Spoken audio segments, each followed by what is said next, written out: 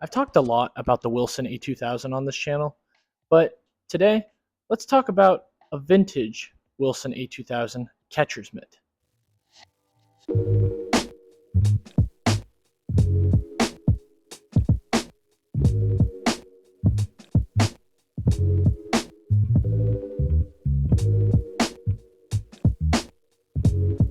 This is the Wilson A2403, and yes, this is another vintage glove. But this isn't just any vintage glove. Like I've talked about before, these vintage gloves that I own have a story. And for this catcher's mitt in particular, this is actually a pro issue Wilson A2000 catcher's mitt that was originally owned by my great uncle, Larry Patterson, who played in the Seattle Mariners organization in the late 1970s and early 1980s. Before I go and play catch with this glove, let me tell you about how I originally got my hands on this specific glove.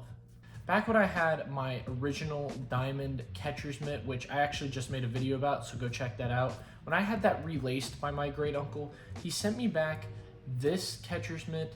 I don't know if he had a whole lot of confidence in the way he relaced that glove, which is why I think he sent me a backup glove just in case.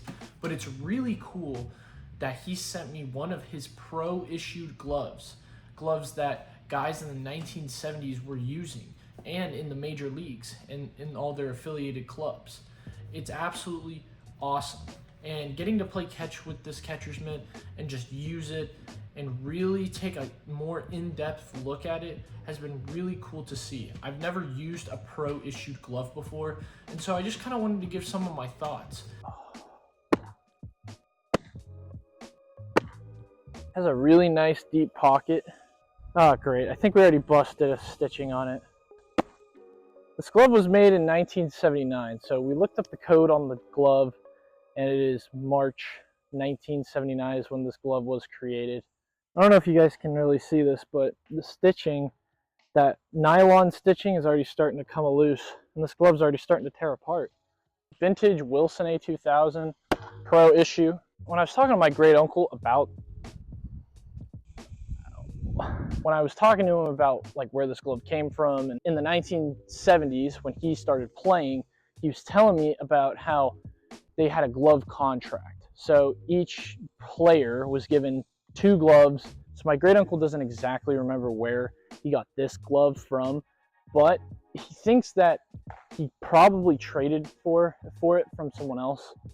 Now, I was doing some research into that and who it could be, and I didn't really come up with a whole lot of stuff. But cross-referencing when my great uncle came to the league, when my grandfather went into the league, the only thing that I could come back to was a catcher for the Red Sox and Phillies named Tim Blackwell. Tim Blackwell had a lot more playing time in the majors, and he didn't spend a terrible amount of time in the minor leagues. But my theory is that where he was rehabbing, I think that's where he traded this glove.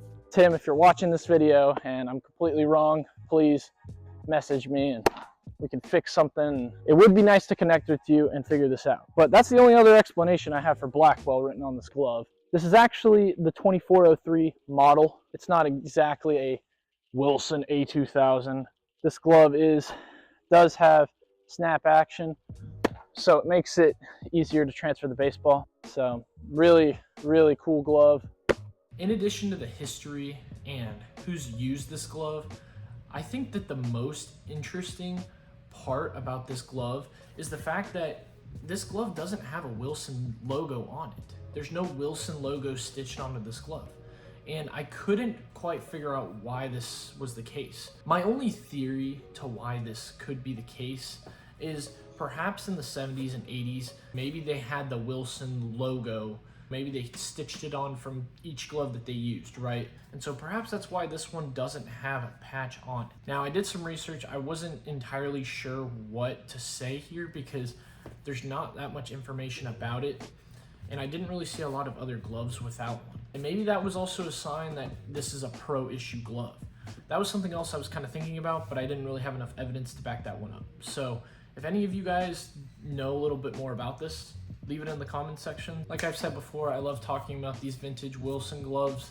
I think that they all have a different story to tell and they all hold a very different approach.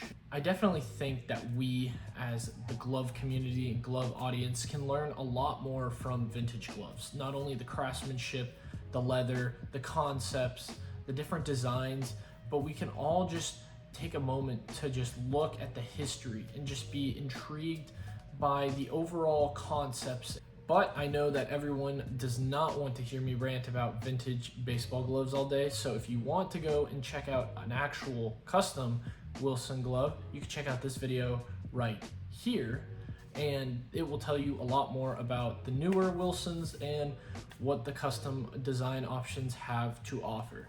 So check that video out. Thank you guys again for watching the video, and I'll see you guys in the next one.